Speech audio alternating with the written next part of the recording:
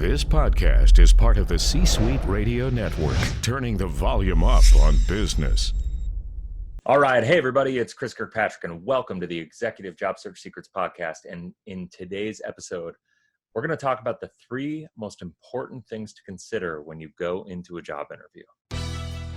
We all know most executive level positions are not posted or advertised. So the big question is this: if those 100K plus jobs are not posted or advertised, how do you go about your job search in a way so you can find the right companies, connect with the right people, and land your next ideal opportunity as quickly as possible and without compromise? That is the question, and this podcast will give you the answers. My name is Chris Kirkpatrick, and welcome to Executive Job Search Secrets.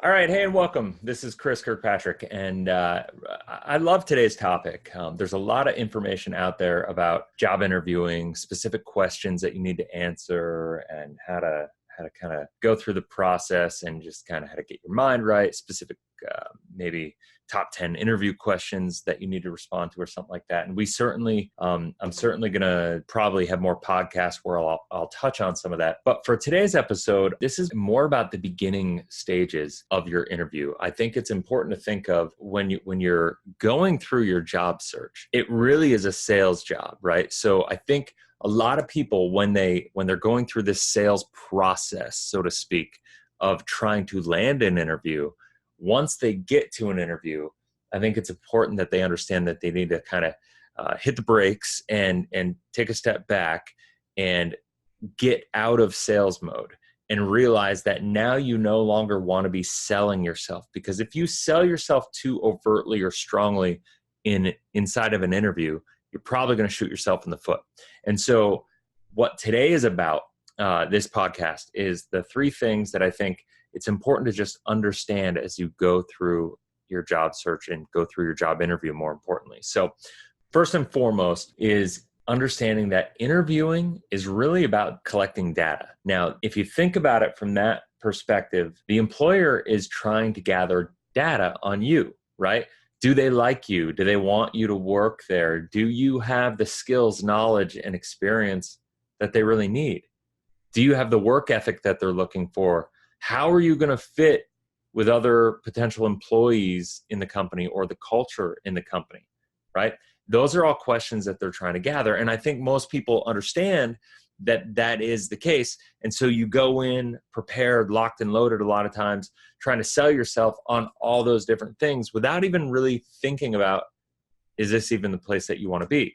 So I think it's important to understand that while this interview is about data gathering, it's not just about them gathering data about you, it's about you gathering data about them, right? So if you think about the job interview as less of you marketing and selling yourself, right, as a product in the marketplace, and starting your job interview thinking of it more like dating, or more like you're trying to decide if you're dating this person, if you wanted to get married, or if you want to start dating in the first place at all, right?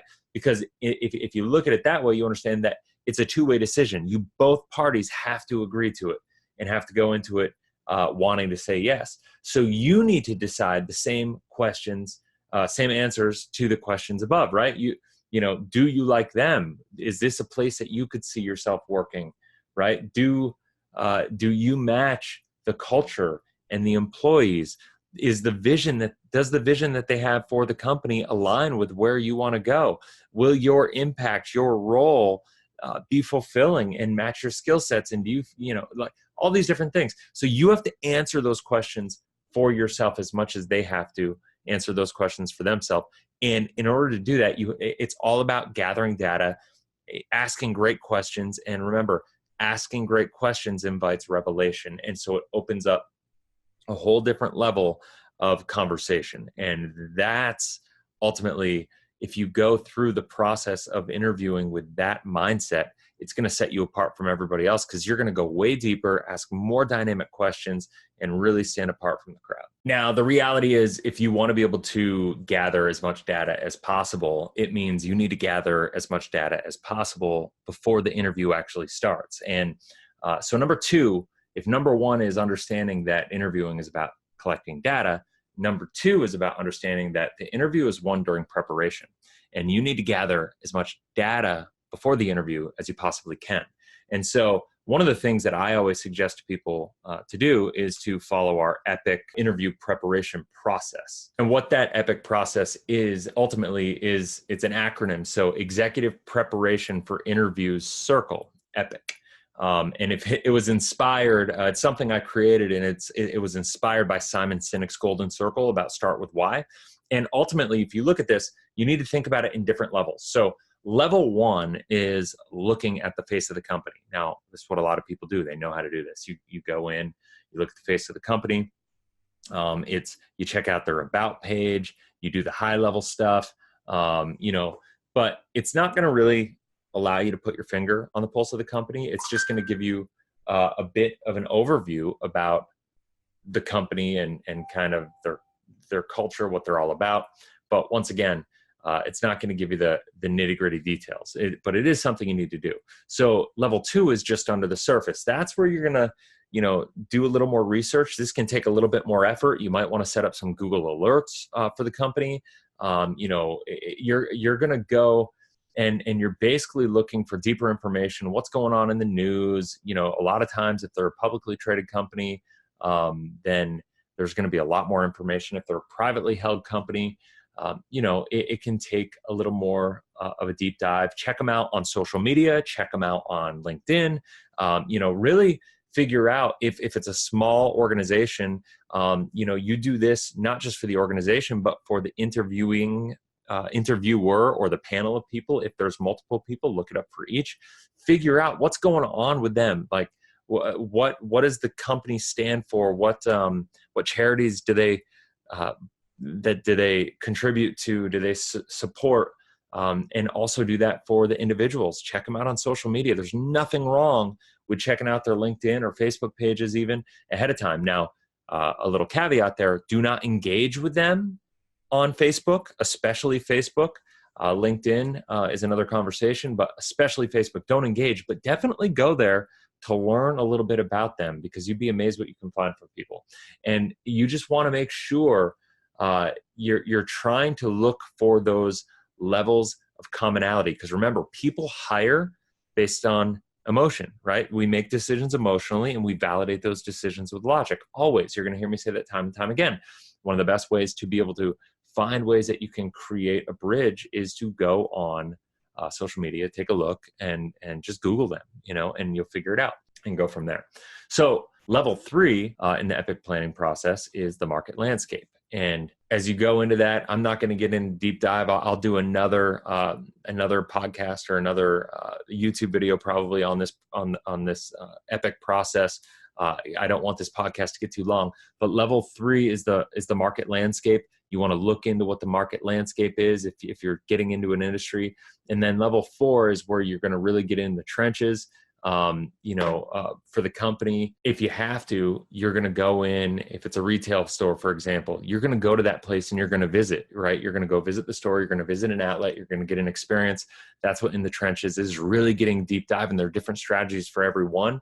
And then ultimately you want to get down to the core, and the core is really basically what the why is for the company. If you can ultimately handle level 1 through 4 effectively, you're going to have so many keen insights, and it's going to help you drill down what the core of the business is. And so when you go into that interview, you're going to have so much amazing information. You're going to be able to ask such great questions. You're going to stand out from the crowd, and there's pretty much going to be no way that any other person is prepared for this interview like you are. And you have to make sure you do it strategically. And when you do it this way, it really puts you in another league as far as your success rates will go when it comes to the interview process, because then you can go to them and you can actually have a launch plan for what it looks like when they hire you, right? It's about finding challenges, finding their problems, articulating solutions. And the best way to do that is to go through this process.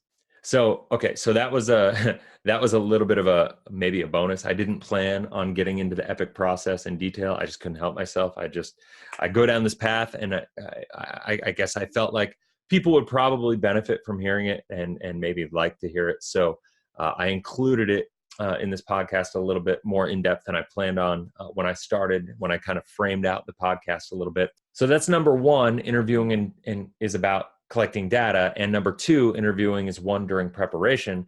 And now when you understand those, that's awesome, right? So then the third part to this is that it has nothing to do with anything to do with preparation or anything to do with the company. It has everything to do with you. And it's all about practicing your interview for practice. And a lot of times we're uncomfortable. You don't maybe have a friend or a contemporary, a peer that you can have interview you. Maybe there's nobody you can trust. Maybe you don't have an organization that can do it for you. So here's what I always tell people is that you may feel like you're the best interviewer in the world, but I promise you, you're probably going to need to work on it. Most people I talk to haven't interviewed in a long time. And it's certainly something you need to practice. It's kind of like swinging a golf club. You could be the best. You could have been a scratch golfer 10 years ago. Last time you looked for a job, you could have been the best interviewer in the world. But if you haven't picked up the clubs in 10 years, you're going to be in trouble, right? I mean, you're probably going to be better than me still at golf because I'm not a great golfer, but it's one of those things. You're not going to be what you were. So you need to get out there and practice, and you need to figure out what are those questions, what's the preparation, what are the questions you're going to ask, what do you expect them to respond to you with, and then what you do is you get a little tripod. You can go to Amazon.com, get a tripod for your smartphone. There's some really good tripods you can get for like $15. Get that, set it up on your desk, ask yourself the questions, and just do the interview yourself. Answer, speak to the camera like it's a person, watch your responses, right? If you can get good at that, then you will be amazing. Now, I know for most people that's pretty overwhelming.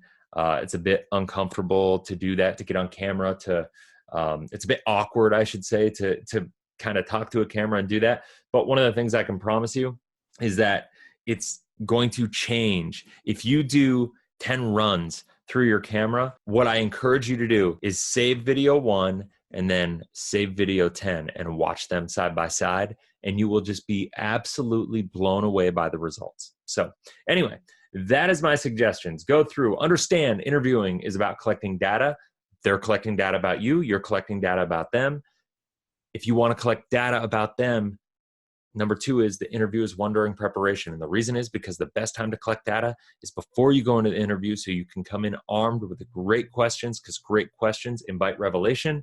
And number 3, interview for practice. Practice your interviews, videotape yourself, use your smartphone. They're there. It's amazing technology that never existed years ago. Trust me, it will change your results in your interview. If you have any questions, feel free to reach out, chris@careernextagency.com. And I look forward to talking to you on the next podcast. Go out there and crush it. We'll talk soon. Thanks so much for listening. As a token of my gratitude, I want to give you free access to my Executive Job Search Secrets Masterclass that'll walk you through the 5 steps we use with every single one of our clients to help them find their ideal job in the shortest time possible. If you look below, the link to the masterclass and your free access will be listed in the description of this podcast episode. I hope it makes a huge impact in your job search. Go out there and crush it. I'll see you on the next podcast. Like what you just heard? Visit c-suiteradio.com. C-Suite Radio, turning the volume up on business.